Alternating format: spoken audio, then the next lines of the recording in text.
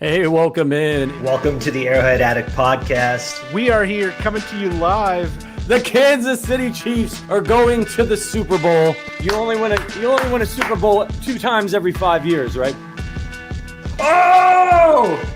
The warm-up act is over. Let's bring in Melissa Etheridge, massive Chiefs fan. Melissa. Super Bowl champion, 2-time Pro Bowler, and Trent Green. Trent Green, how you doing? Hey, what's going on, guys? He picked it up! He picked it up! He's gonna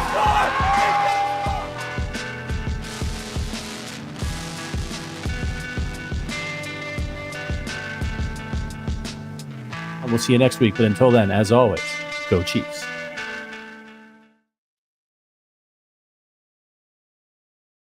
Wacky Wednesday on the Arrowhead Addict channel. I'm Adam Best here with Sterling Holmes, and as always, producer Richard doing his thing behind the scenes.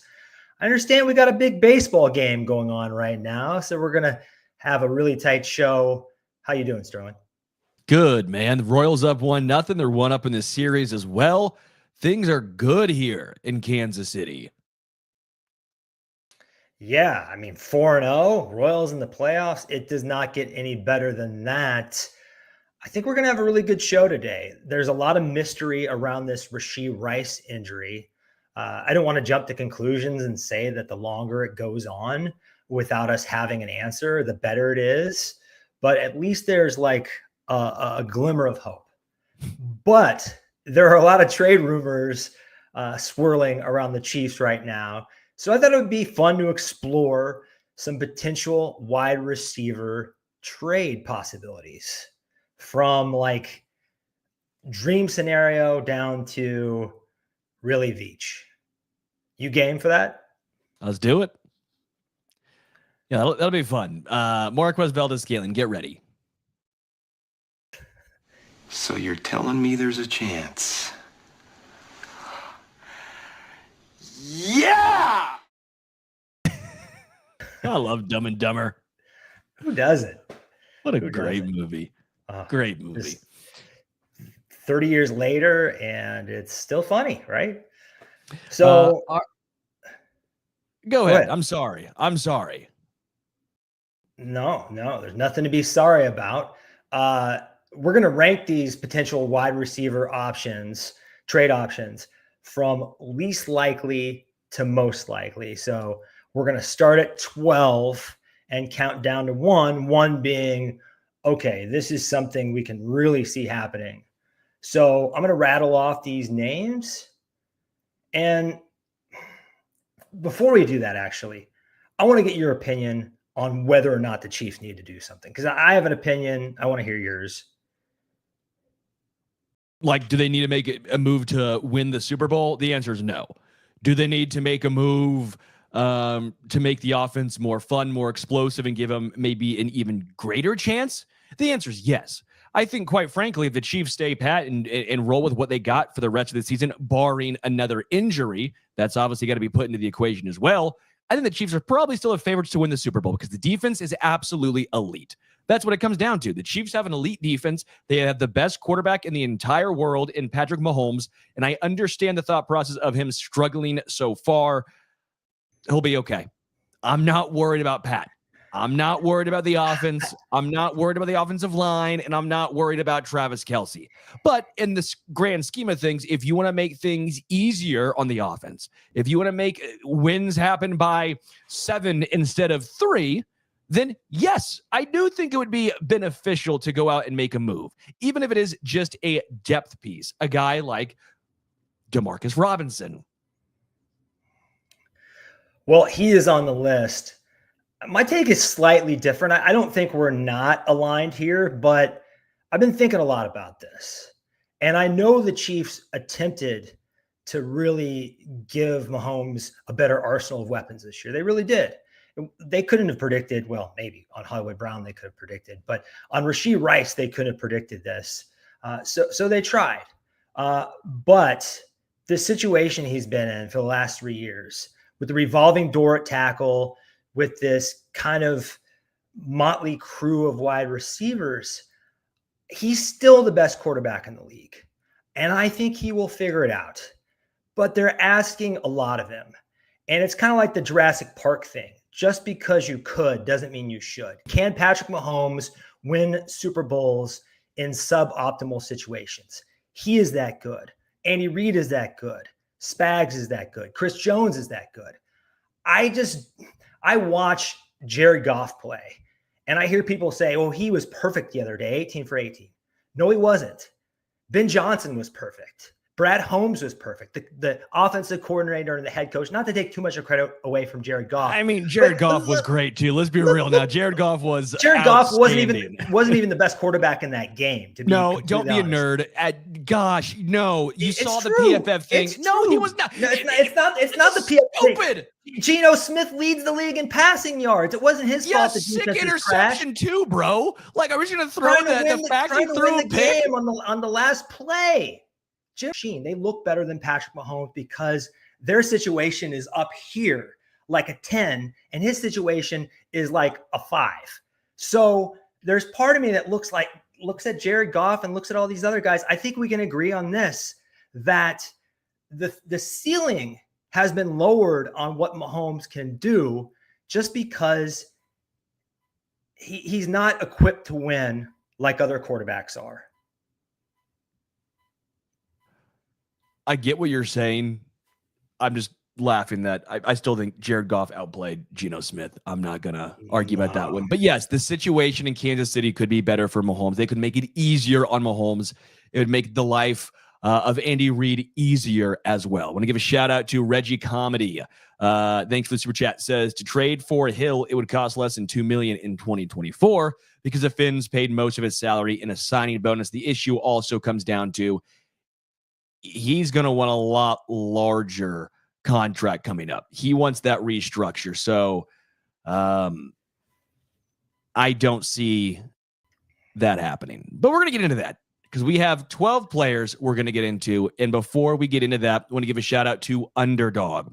Over 1 million fans across 33 states got in the game last year by making picks on Underdog. You can win up to 1,000 times your money just by choosing higher or lower on your favorite player stats. I'm a big fan of this. I also am a huge fan of the fantasy football drafts. I talk about it because it's true. I drafted Christian McCaffrey first overall, and I'm a dumbass.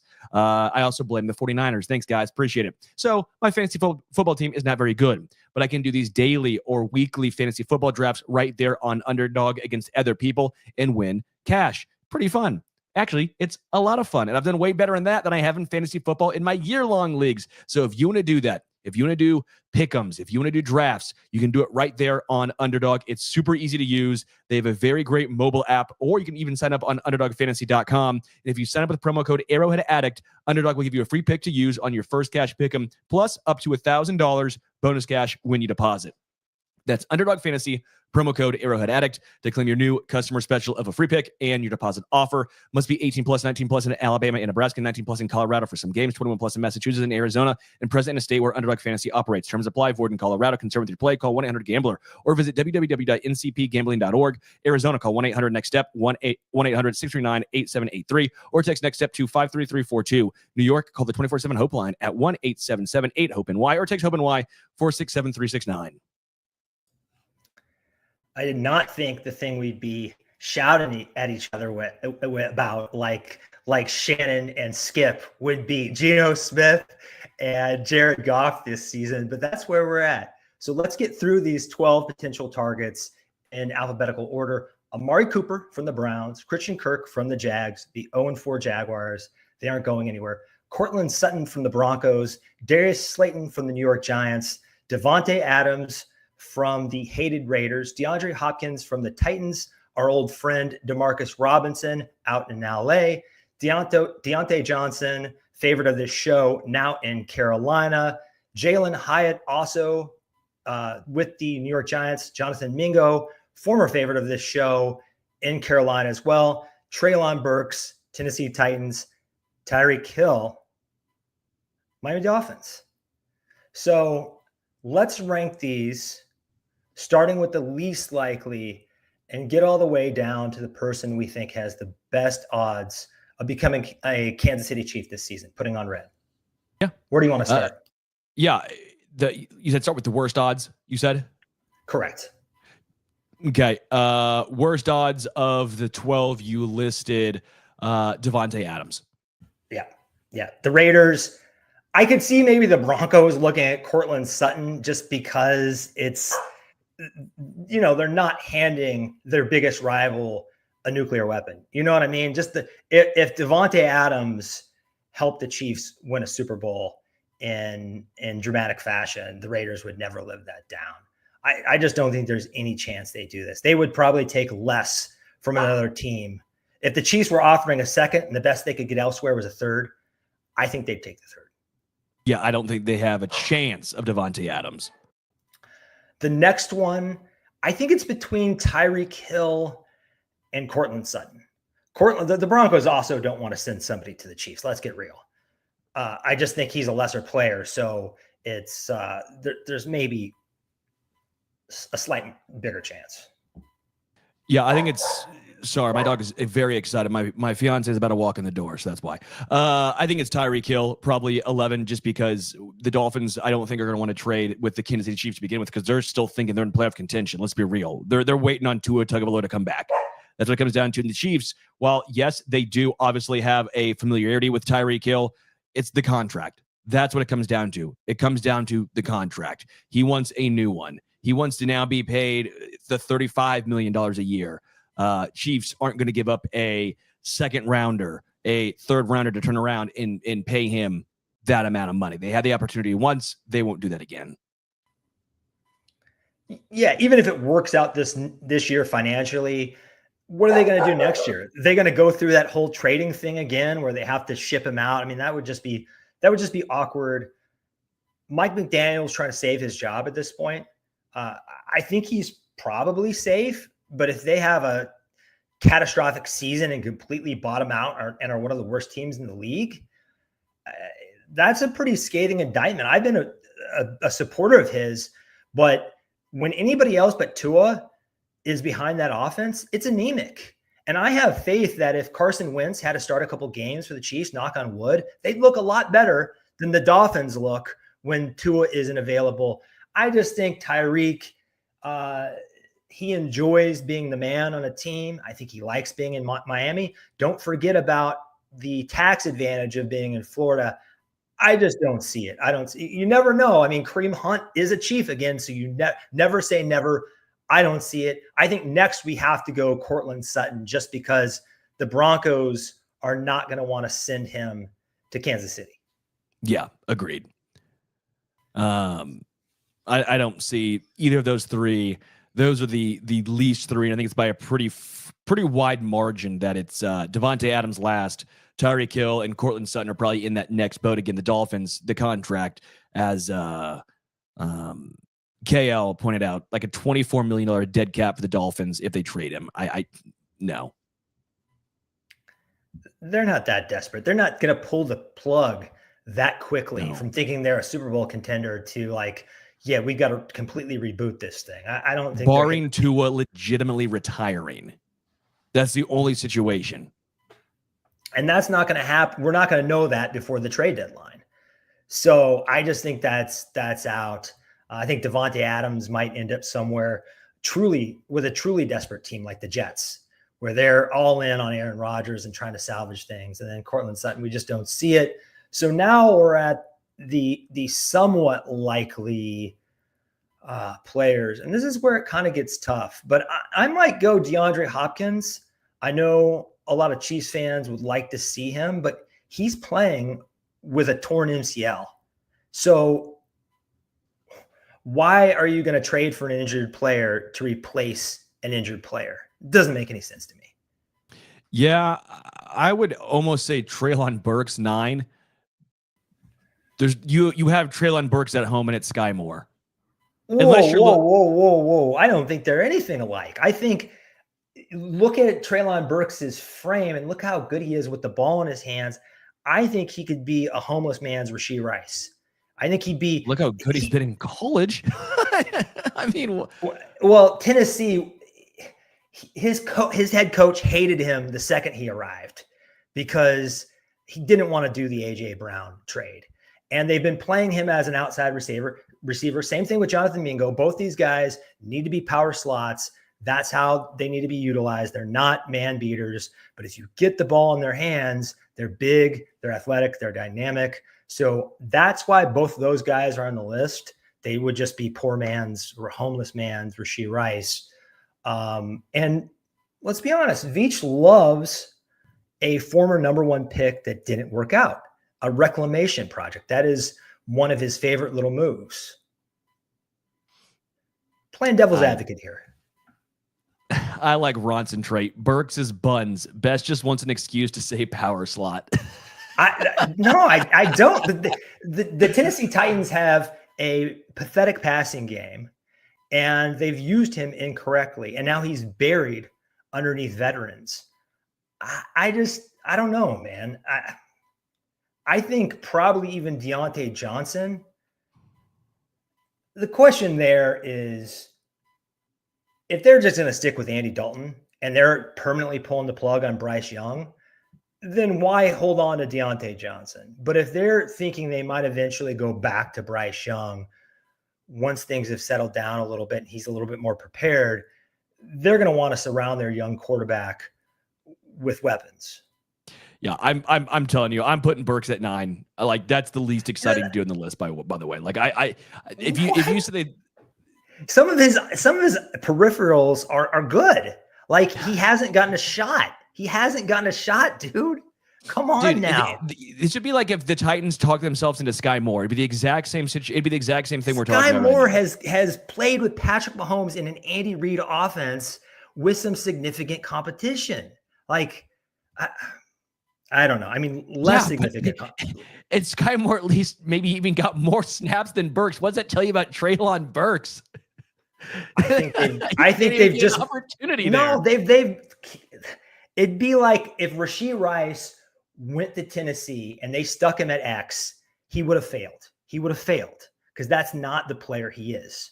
So I think this is just a terminal case of a coach and GM and staff not understanding the player they have, and also not having a good quarterback. I think Sky Moore was used properly. They got him quite a bit of those kind of like what little Wes Welker pop gun looks. He had one on Sunday, couldn't haul it in. And I think I heard Brett Veach screaming from here. Man. I'm out on it. You can put him wherever you want. We both have to do this, but if Treylon Burks shows up on the Chiefs, we're going to have an interesting discussion, because I know Veach likes those past number ones. So we can have a fun conversation then. Okay. I guess maybe part of it's also personal personally. I'm out. I was a huge Burks supporter when he came out of college, and that was dumb. I'll put Burks 9, and I will put. Do you have Hopkins? Is that what you said? I have Hopkins at 9, and then I'll put Burks 9, Hopkins 8. How about that? Shake hands. Yeah. Handshake name. I'm probably going to put Deontay Johnson next, unfortunately, just because what I said earlier, they're probably going to hold out hope for Bryce Young. I think it'd be former number 1 overall pick. Now, I know there was the Rosen kid in Arizona who was a top 10 pick, who they pulled the plug on real fast. And sometimes you got to do that. But this was the number 1 overall pick. Do you think they are done with Bryce Young? No, I don't think so. I think they'll give him another shot. So I think you're probably right with Deontay. I want Deontay. I know you want Deontay. The Chiefs might even want Deontay. I just don't think the Panthers would trade him. That seems like a guy. Him and Xavier Legette seem like the two guys they're going to try and build around to at least give Xavier some sort of help. Also lives from KL. I love all the conversations about who to trade for, and the Chiefs are going to elevate Rosh, Washington, or Mihio and call it a day. Oh yeah, we know what's going to actually happen. Let's have some fun with this. We're going to have an enjoyable conversation, and then the Chiefs are going to go out and say, Remigio, come on up, pal. No, we know how it's going to most likely go down, but this is way more fun to do. I didn't mention Adam Thielen here because he's hurt. Yes, correct. Yeah, so I think I'm with you. I'll go Deontay 7. At 6, I would go. I'll go Christian Kirk. I want Christian Kirk. I actually think it makes a lot of sense because he can play that slot role. Like, he's really good in the slot for Jacksonville. Jacksonville doesn't look like they're going anywhere, especially anywhere fast. That contract would have to be restructured because, keep in mind, the Chiefs have $4.9 million right now in salary cap to work with. They also have 3 spots open on their 53-man roster. They're trying to save a little bit of money right now. I don't know what's going on there, but it is a little intriguing what they are doing.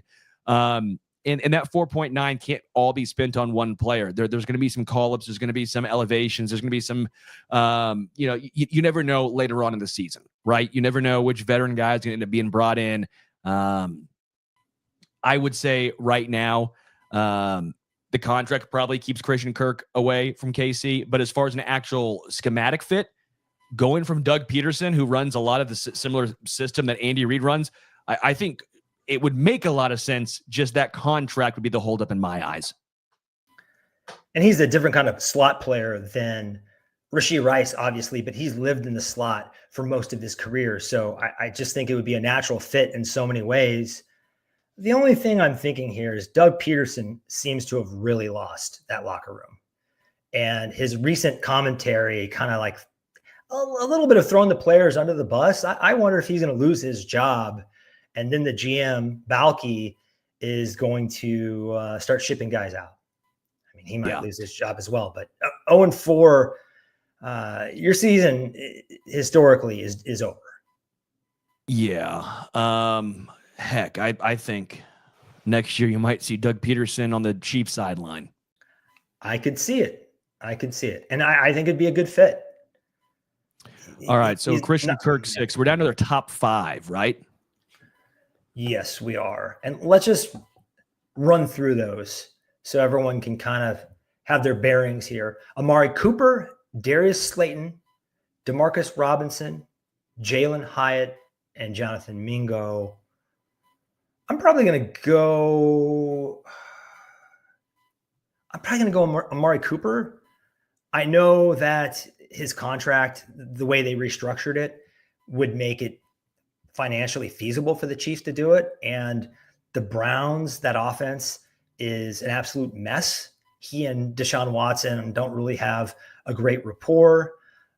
He's been targeted like 37 times and only been able to catch 16 of those. Now, some of that's on the receiver, but I just think it's square peg, round hole kind of deal. But I just don't know if Veach is feeling like big game hunting right now. Do you think he is? I think Amari Cooper would be at least in my top 3. I would not put him at 5 because his contract actually makes sense for Kansas City. He's one of the few guys that contract-wise makes a lot of sense. So I actually am going to have Amari Cooper a little higher than you. Do I think it's going to happen? Not necessarily, but I think 5's too low. I think for me at 5, I would put Jalen Hyatt. The Chiefs have tried a former first-rounder with talent from the Giants. I don't think they're going to try it again. And the Giants, by the way, if Jalen Hyatt was a game changer, or at least good, he would be getting snaps over maybe Darius Slayton, who's also on this list. I'd probably put Slayton 4. I'd put both the Giants players at 5 and 4 in my eyes. Hyatt was going to be my 4. I'm just not a fan of the player. My reaction to him is the same reaction you had to Treylon Burks, but I think at least Treylon Burks was good in college, doing a number of things, but they really had to scheme him up in a Mickey Mouse offense, and I just don't see it. I just don't see him being anything more than, on his best day, MVS. Yeah. And that's not really what we're looking for. But Darius Slayton, this is a name I threw out a couple months ago. Pretty good players. He's graded out well. He's passed the eye test. He's just been kind of stuck in New York in bad situation after bad situation, but he's definitely a usable player.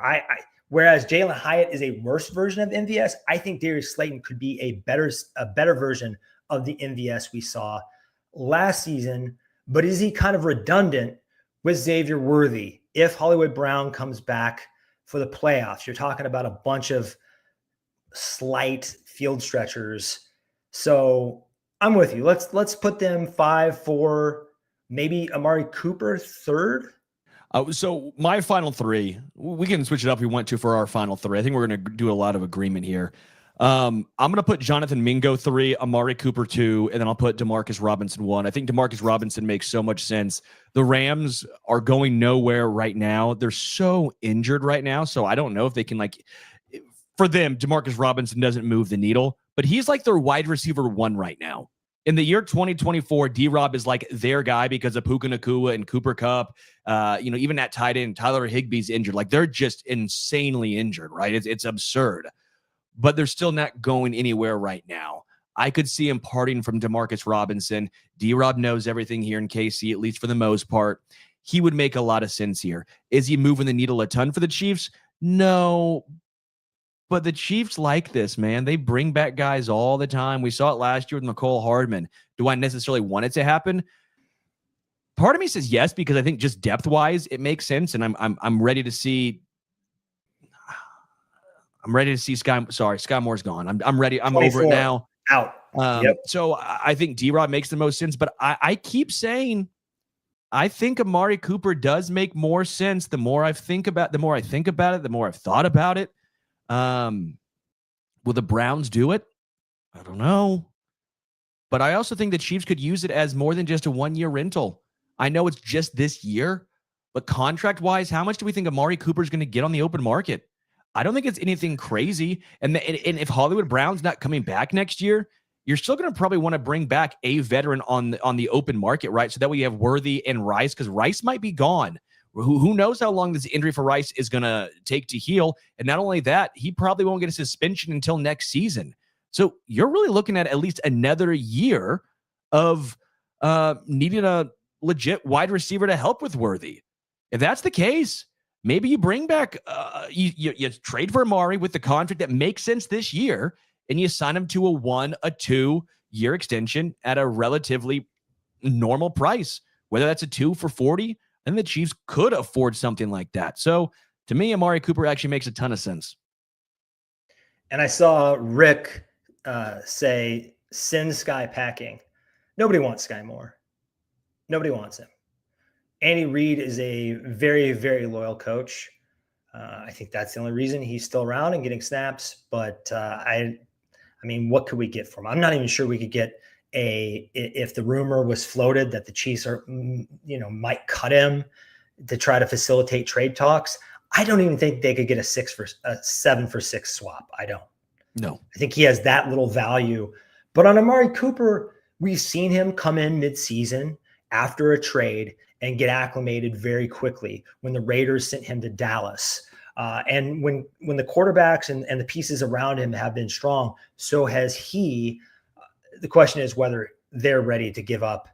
I think maybe if they look at the AFC North and they see Pittsburgh off to a good start, the Bengals are still the Bengals, we think.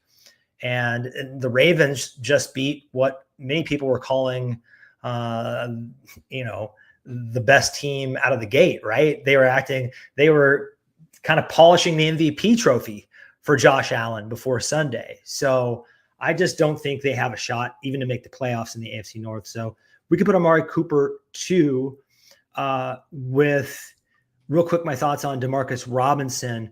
The other reason the Rams might move him is they're taking a look at some young guys. They've got Jordan Whittington. They've got Tutu Atwell. They've got Tyler Johnson. They've got some other bodies.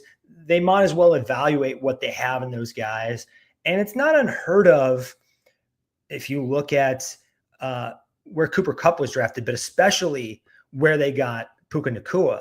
It wouldn't be unheard of for them to unearth another pretty significant talent from out of nowhere in that offense. So I think DeMarcus Robinson, there would be a huge collective groan from Chiefs Kingdom if that happens, because it is about the least exciting thing possible. I can think of one more least exciting one. Byron Pringle? Is that okay, too. MVS. Oh, God. Oh, God. I think people would be happier with Pringle at this point than MVS. I don't even know if Pringle's in the league right now. No, so, I doubt. Really quick on Jonathan Mingo. The book's still out on him, and I think he has been in a bad situation in Carolina. He has been used incorrectly. then again, you see how quickly Xavier Legette has gotten going in Carolina. You say, I don't know if he has it, but we talked to friend of the show, Matt Harmon from Reception Perception, about Mingo and Rashee Rice, and he kind of had the point of view that if you swapped them places, Rice might struggle a little bit more and Mingo might be better. So I think he is athletically and skill set wise a good fit for this role. And obviously Carolina has moved on by bringing in two guys that they're playing ahead of him. Yeah. Again, what I think the most likely situation is this upcoming week, you'll see a guy or two brought up from the practice squad, most likely a Justin Ross, a Nico Remigio. I think actually Remigio probably is third on my list. I think Washington would have a better chance as a returner. Let Worthy focus more on everything. Just again, trying to take some special team snaps away from some guys. And a lot of 12 and 13 personnel. Realistically, You're going to see, in my opinion, a ton of Travis Kelce, a ton of Noah Gray on the field at the same time. That's not a bad thing. I like what Noah Gray has brought. Now, is that a small sample size? That makes Noah Gray look better than he really is. Maybe they're, if he plays 75% of snaps, maybe he doesn't look quite as good. Maybe when he plays 40%, that's the sweet spot for him. Some guys are like that. We'll find out, because I do think you'll see a ton of 12 personnel with those two guys. Maybe you'll see a smattering of Jared Wiley. But I think the most important thing here, and something I'm actually excited about, not excited about the injuries, obviously, but excited that I think the Chiefs will be forced to use Xavier Worthy, not just as a gadget guy, not just in a couple of routes, but as a full wide receiver. Because I do think Xavier Worthy is a great wide receiver, not just a fast wide receiver. We have seen him get open. We have seen him shake guys out of their shoes. But at times, he's hardly on the field in those situations. We saw him, I think it was against the Ravens or the Bengals, and he just destroyed a guy, took his ankles on a route. Mahomes didn't look his way. And I'm like, man, can we see that type of route from Worthy? Can he be on the field for 80, 85, 90% of snaps? Because he is a great route runner. I'm excited that the final play of the Chiefs game last week, right, there, at least the final first down play, was that Xavier Worthy route. No one can keep up with him on that little cross, the little mesh route in man-to-man coverage. He's too electric. He gets open. I want to see more of that. That I think Xavier Worthy is going to be the game changer. Him, Travis Kelce, obviously, and probably a little more Justin Watson. Let's be real now. I think Watson will get a larger uptick in his role. But yeah, I think the Chiefs offense is going to struggle a little bit, but they'll do enough to get by because the Chiefs defense is elite. On Noah Gray, I see what you're saying, and I probably agree with you. This can go either way because Jalen Watson has gotten more snaps than ever this year, and his play has stayed consistent. In fact, I think he's been better the more he plays.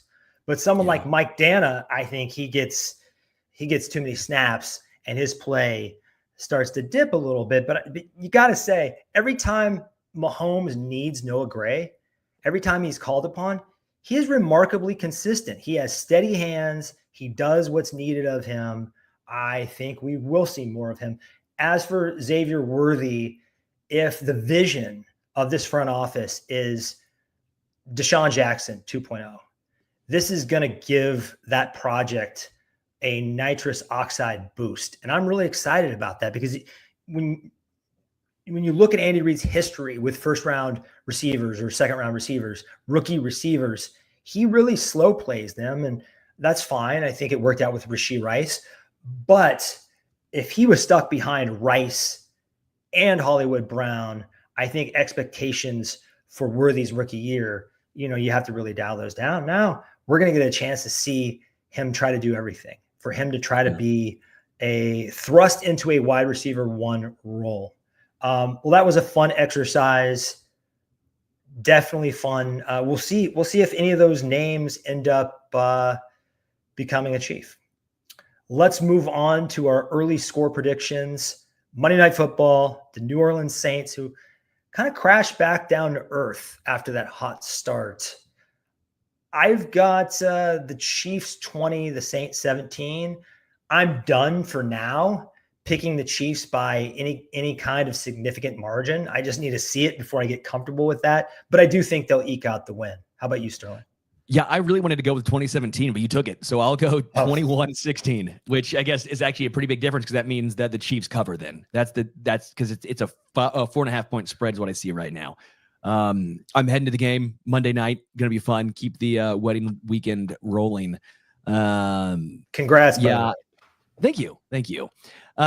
Derek Carr does not play well in Arrowhead, right? I think the Chiefs offense is going to struggle. I think the Chiefs defense looks great yet again. I think we see a lot of field goals.